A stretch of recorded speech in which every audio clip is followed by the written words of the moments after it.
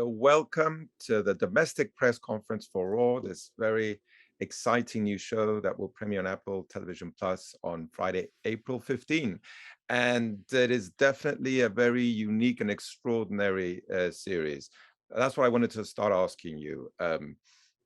How would you describe this show, starting with you, Liz? I'm going to introduce you first. Liz Flahive, showrunner, executive producer, and writer and director.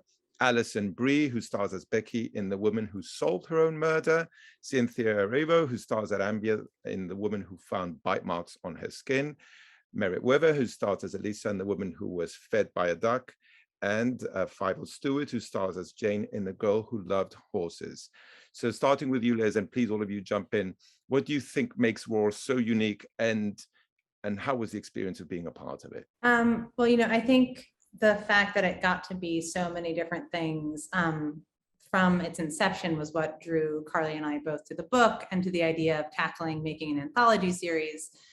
Previously we had both only worked on sort of, multi-season episodic shows.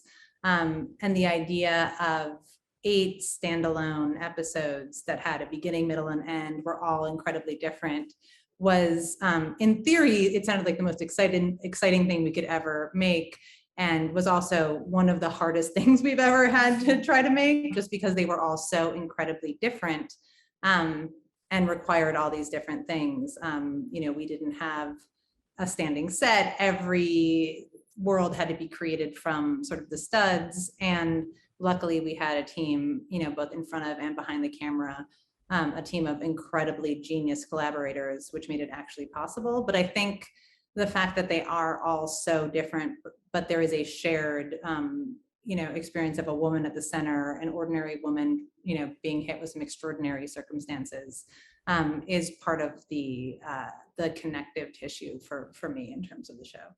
I think something that, just to continue along those lines, that makes the show so interesting is how tonally different it is as a whole, and also individually. Like, each episode explores a different genre, but also within each episode there are many facets to the tone, and there's a bit of dark humor and drama and horror and intrigue that's also filled with so much insight and commentary on the female experience. It truly was unlike anything I had ever read before, or seen before, I think. And that was part of the joy of working on it. It was sort of figuring it out as we went along, which was really fun. I feel like even when I read it, I was like, ooh, this is exciting. And I don't really know what it is. Like, it really took hands-on collaboration of being in the moment. And Liz and Carly are so great with this. And as Liz said, so many great collaborators on set.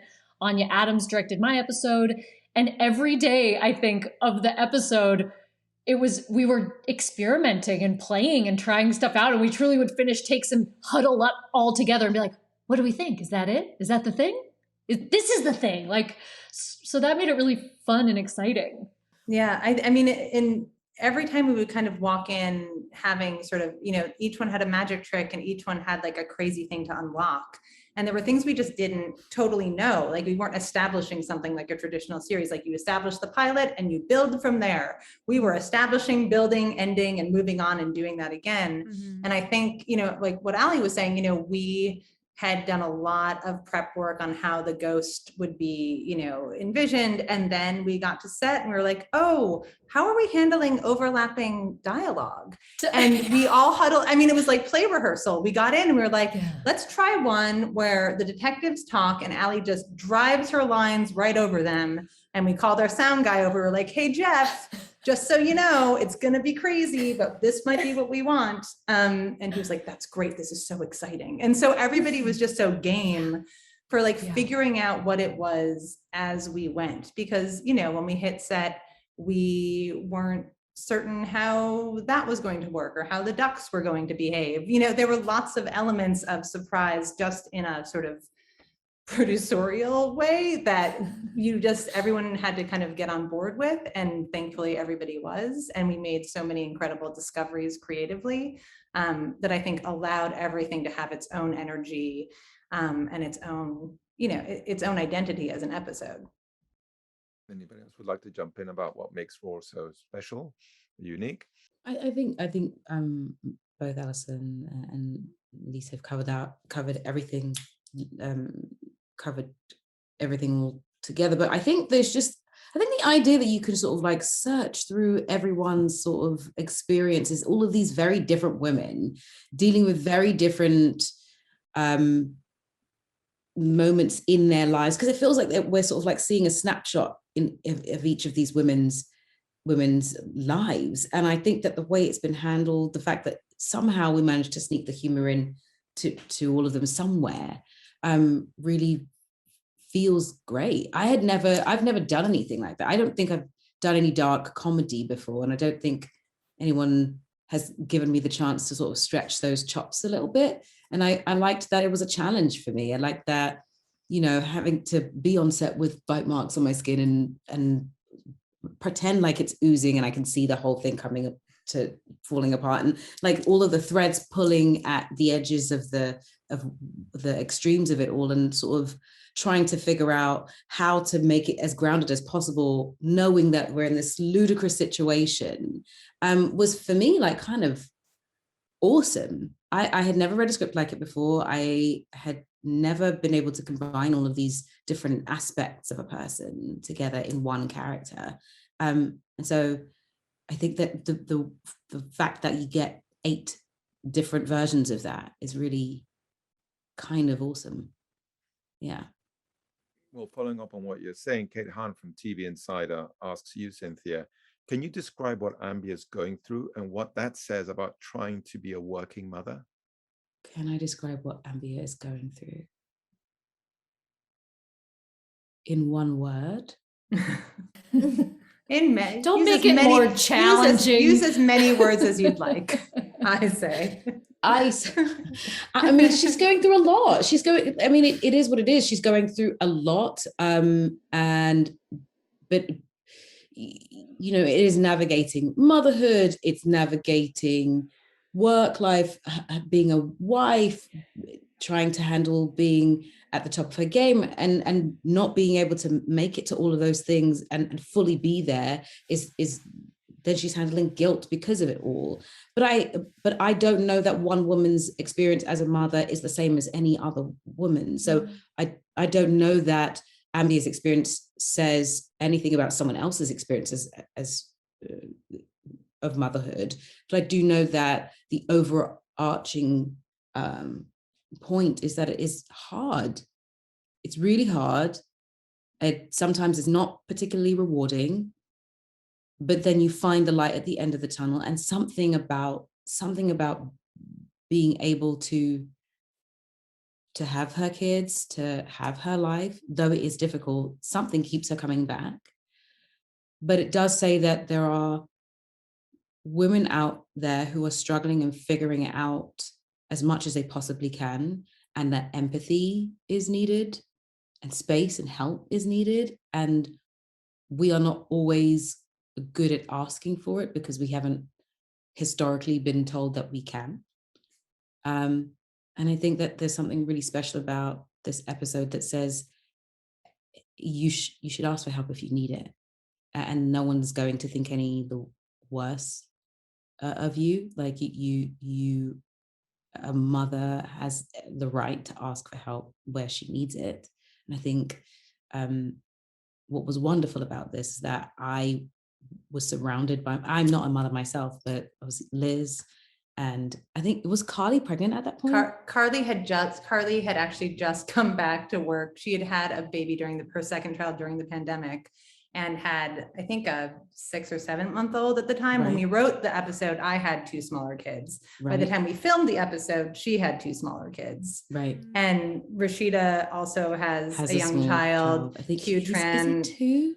I think he's a little older than, I thought he was like 4. 2 or 3. But we were filming, it was so wild because I remember when we were filming that sequence in the hospital where you're wandering the halls. Yeah. We were there late, and we were all talking, and then at one point Carly and Rashida and myself and Q all had to go into a corner and call our kids and say goodnight because we weren't going to be coming home. And it was like one of the things we're like, oh, okay. And then we all came back. We're like, yeah, it's really hard, but also like, this is a great episode. Like it was so sort of, it was like a balm because we were all, you know, just so proud of the thing we were exploring, and Cynthia's performance was so gorgeous, and we were surrounded by all these other extras who were covered in their own bite marks. So the externalization of the experience was actually kind of cathartic, I think. I'm glad that that's how you were feeling, because I definitely was like acutely aware that as someone who wasn't yet a mother, I was in an episode surrounded by mothers. So I really was sort of like, I hope what I'm giving them is something that they can be proud of, and something that is familiar and truthful for one thing. That scene that we shoot towards the end, where she sort of explains what she's feeling and how she's felt. I remember feeling like I had been feeling like I had like a massive hug that was surrounding me, just because it was such a vulnerable moment, but it also, I felt like it was one of those moments where I got to be the voice for a lot of people who haven't been able to say what they're genuinely feeling. No, I think it was an incredible moment too, because I think it was also one of those moments where you just had, and I feel this a lot when those sort of moments happen, especially in sort of female stories. You look behind the monitor and it's also a gaggle of women having, like Cynthia is, you know, just doing brilliant work. And then I turn around and like Carly's crying, and our AD Sally Sue is like, I never cry. And I'm like, it was such a, and there's just something, and then you look and there's just a sea of these women surrounding Cynthia in the scene. It was like, there are those moments of meta magic that I think happen, which are so cool, and just lucky when you get to have them creatively. So I loved that scene. I really loved that scene. Thank you.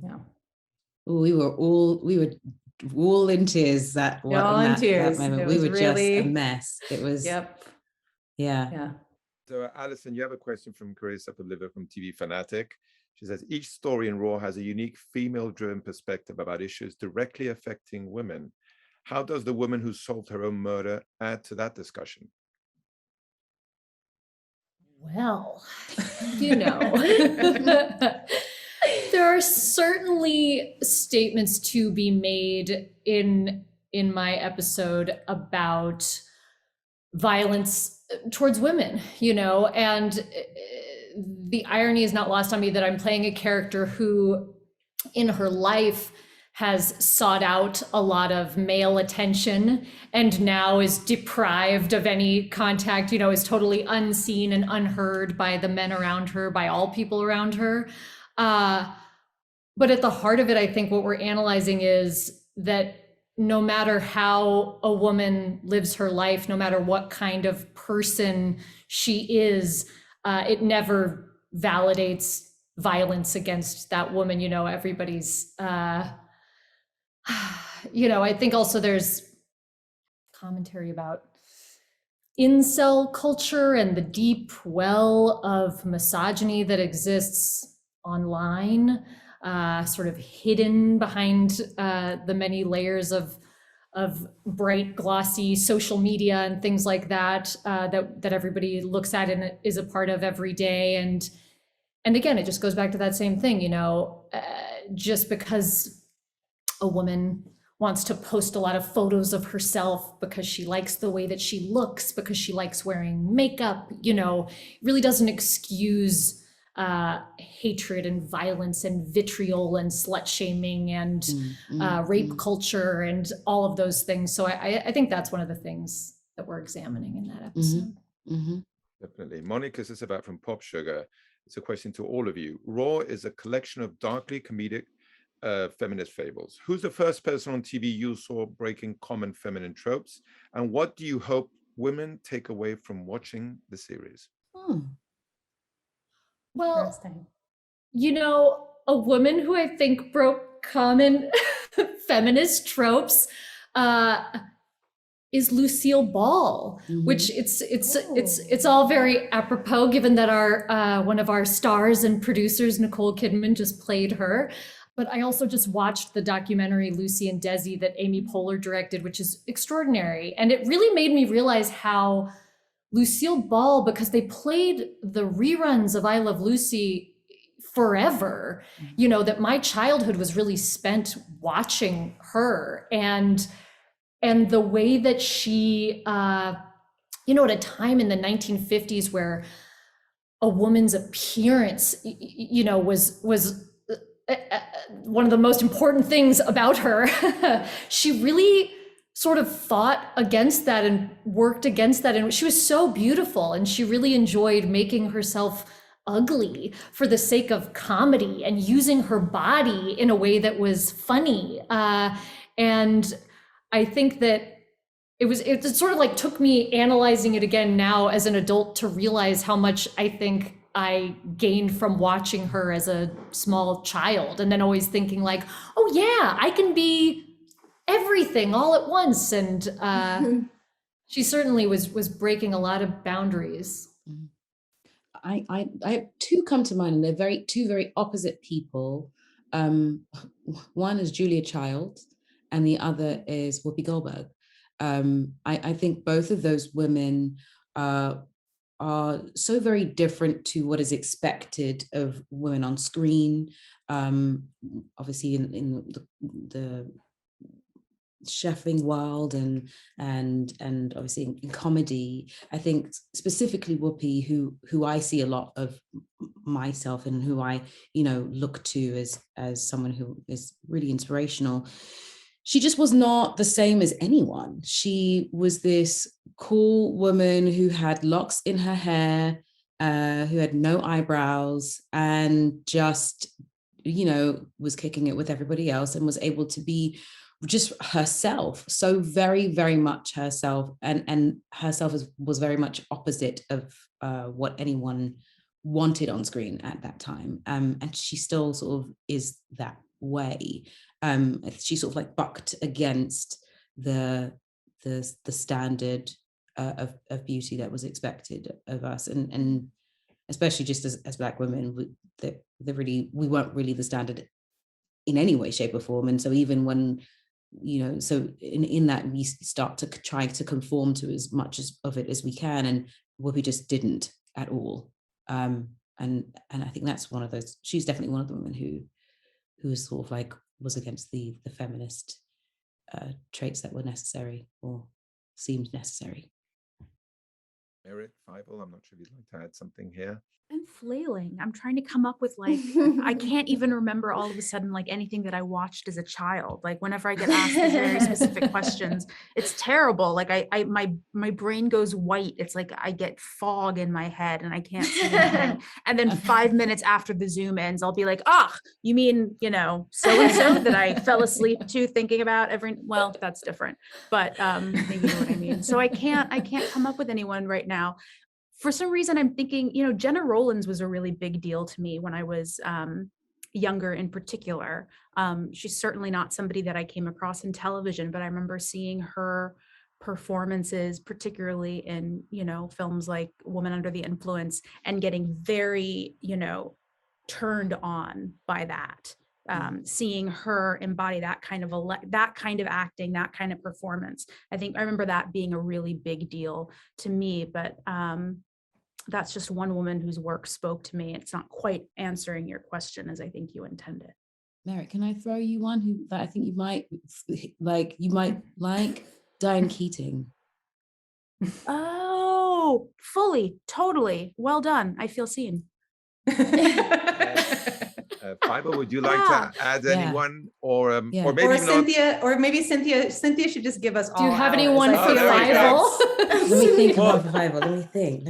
Well, Fivel's very young. So I played a character and I actually used her as a template for like what she dressed like. So well done. Yeah. Monica was also asking what you hope women will take away from watching this. I don't know, Fivel, if you'd like to jump in there.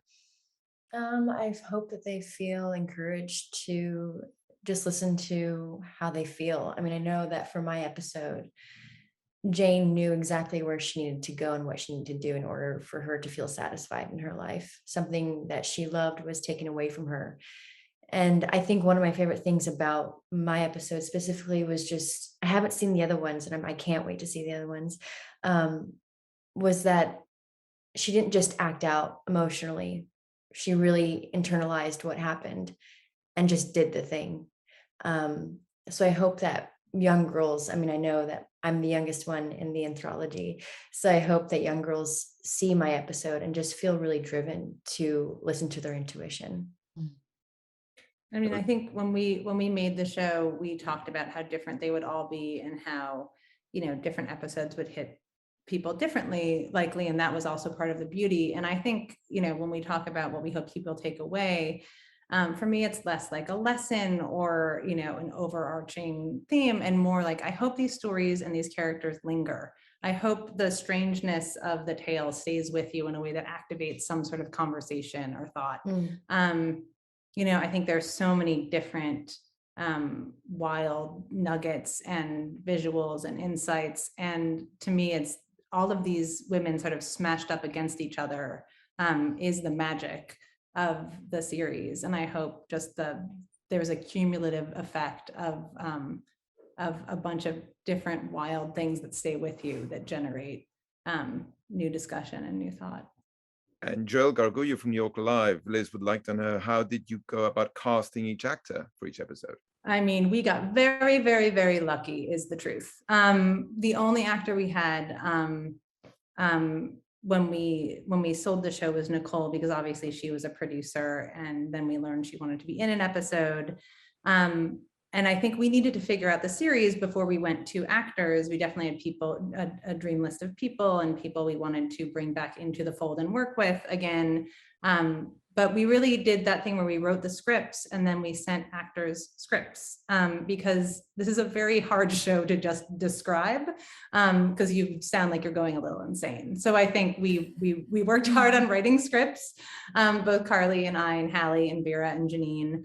And then we sent them to actors and we had conversations. I mean, every single person here, after they read the script and said they were interested, we got on the phone or on Zoom and had a conversation, because I think Carly and I always work this way, and the rest of our collaborators too. We wanted to make sure we were also tailoring these scripts to the actors and responding to what they had to say and their perspective on the stories. So, we went through, a process once we had these wonderful women on board, which was thrilling, because it's really how we like to work. Well, speaking of these wonderful women that you have on board, Joel has a follow-up question for all four of them, for Fivel, Merritt, Cynthia, and Alison. If you could swap episodes with anyone, who would it be? Ooh. I mean, I would think I would do the duck one 100%. That just seems, I can't wait to see your episode. Now that Merritt's told us all how amazing it was working with that duck, I think we're all a little bit jealous and curious. I've worked with some animals in my time, but never a duck. Never like that. Never a Justin Timberlake. It sounds very sexy, mysterious. No, I feel like it's like a toss up between the woman who ate photographs, so Nicole's episode, just because I'm like, what is the logistically for me, I'm like, that would have been fun to figure out. And simply because I love Mira Sayal, it would probably be the woman who returned her husband. Is that's what it's called, right? Yep. Yeah, for sure. She's so, I don't know if I could pull it off the way she could pull it off, but she's so damn fantastic. It's just, I know, she's extraordinary. Yeah. She's extraordinary. Her ease of just, I mean, she's somebody who can move through tone and is so masterful. And she's brilliant. And I remember when we were talking to Mira, she was like, I haven't had, a leading role like this. She's like, it's so wild that I'm in every scene. We were trying to figure out just how to make sure, she was traveling from the UK. I think everybody, for many people, it was their first time back on a set after, since COVID had hit.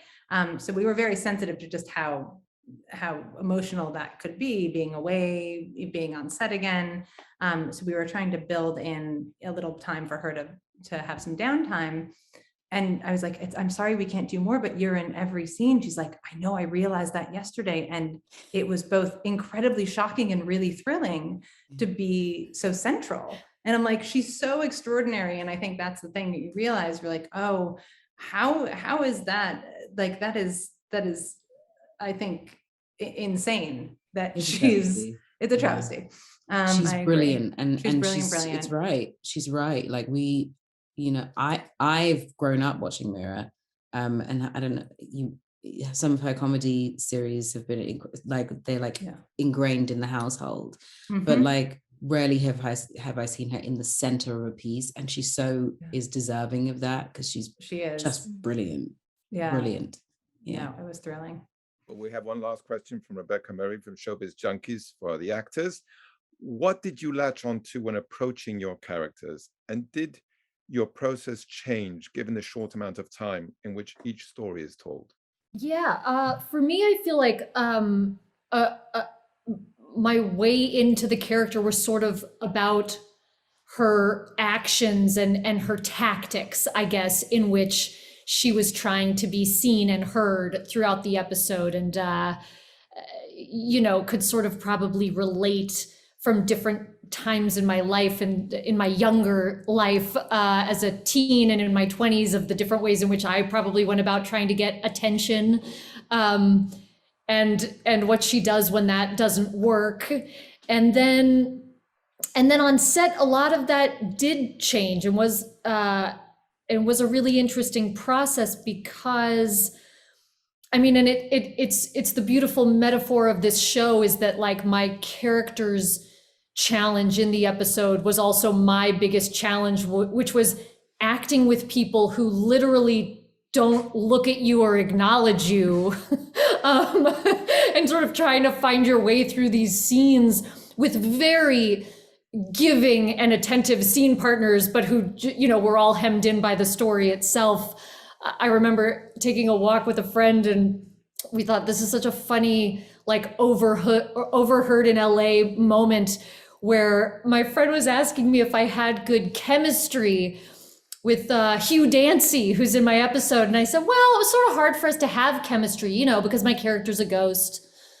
Which she was like, anyone walking past us right now, that's such a funny actory comment to say. But I will say that was a funny challenge of the episode, of sort of being on an island, even though you're surrounded with people, and a lot of that is what the episode is about. So it was also the fun of it, I guess. Merritt, how did you find your way into the character? It wasn't any different than I think it always is for me. Like, I just go to the material, and that's where I begin, and I start digging in, and I try to find my way. But I think one of the most striking features of this whole experience for me was like coming back to my first job, pretty much post-COVID. I hadn't been working, so it was my first time back on a set, acting, and also in a community or in a group of people sharing like a purpose.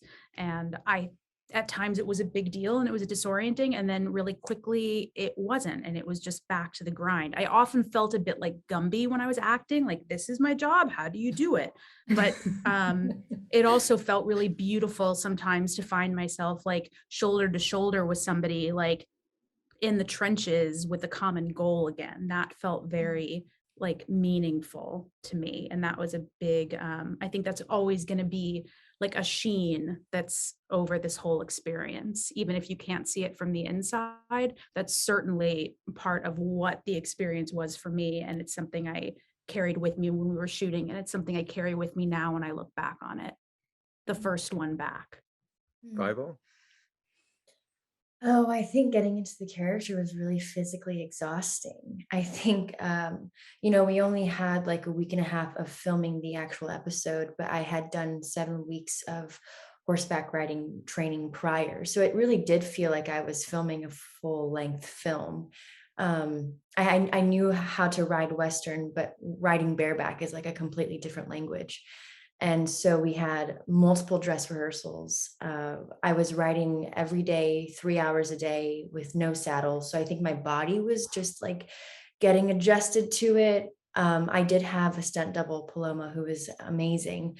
But even then, like going to set and knowing she was writing somewhere, and then knowing I had to like show up emotionally, but like knowing physically in the show my body's somewhere else, it's going to be in the same episode, was really interesting for me to like balance out. And just having to apply the physicalness of the horse and having a connection to the horse, and then having a connection to Millie, the friend in the episode. So there were so many different aspects I had to maneuver that I've never experienced before. So it was really new. It had to sit with me for a while. And for you, Cynthia? I think I was sort of trying to hang on to her motherhood, because I think that really was the driving force for everything. How she shows up at work, how she shows up back at home, the guilt that she's feeling. And I think that somehow I managed to have this really sweet connection with the young lady that was playing my daughter. I remember one evening, she just was really tired. I think she just was over it, poor thing. She was only 6, I think. She was only 6, right? Yeah, she was 6, yeah. And she just was tired. She was done. She didn't want to do anymore. And I understood her completely. And for some reason, we managed to just sort of like, it was just the two of us. And I remember I asked everyone to just like, if you just leave us alone, it's just gonna be 2 of us, and I'll sit and I'll chat with her. And it was after that we could sort of like at least finish the scene.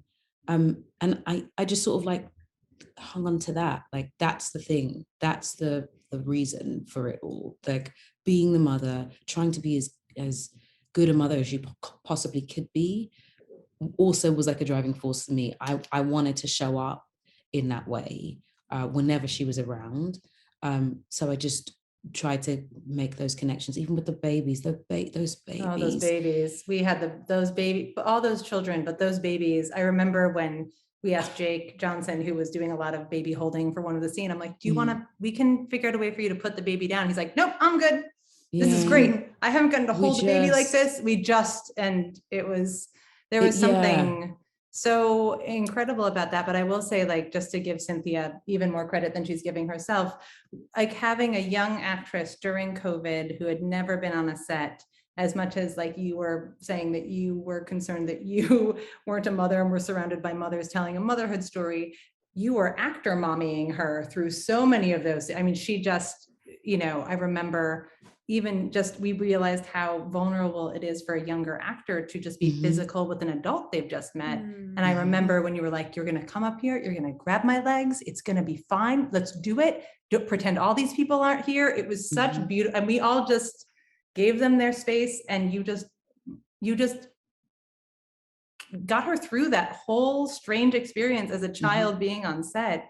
It was amazing. It was really, it added a whole layer of like intimacy that, I don't think we would have had. So thank you. It was pretty gorgeous. Yeah. And it was amazing to talk to you all today. Thank you so much for bringing us this unique and extraordinary series. Everybody's very excited to see it. Congratulations, and thank you again. Thank you. Thank you so much. Thank you.